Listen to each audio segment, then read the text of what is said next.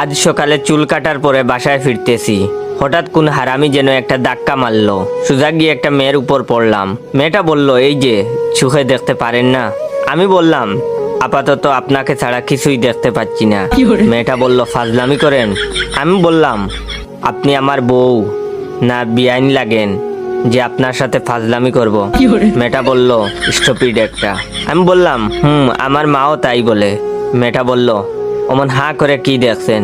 আমি বললাম, দেখছি না, ভাবছি। মেয়েটা বলল, মানে?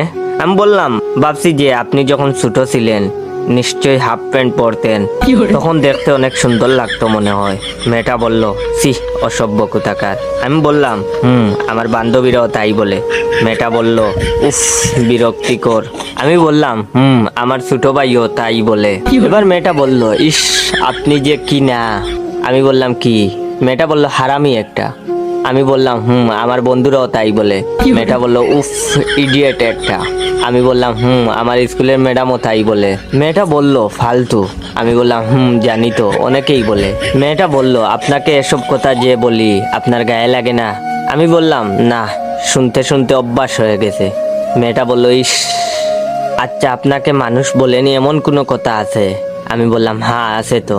মেয়েটা বলল, কি সেটা? আমি বললাম, আমাকে আজ পর্যন্ত কেউ বলেনি যে তুমি খুব ভালো। এবার মেয়েটা বলল, ও আচ্ছা, তাহলে আমিই বলছি, ভাইয়া আপনি খুব ভালো। কথাটা বলার সাথে সাথে মেয়েটার গালে তাস কইরা একটা থাপ্পড় মারলাম আর বললাম, হারামজাদি, আমি যদি ভালো ছেলেই হয়ে থাকি তাহলে হুদাই এতক্ষণ বকা দিলি কেন? মেয়েটা আর কিছু বলল না, চুপচাপ বেক্কেলের মতো দাঁড়িয়ে বেহুশ হয়ে গেল। তখন আমি তার পার্সটা চেক করলাম, চেক করে দেখি অনেক টাকা।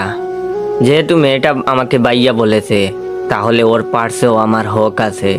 তাই আমি টাকাগুলো আমার পকেটে ঢুকিয়ে আস্তে আস্তে করে ভদ্র ছেলের মতো আমার বাসায় চলে আসলাম।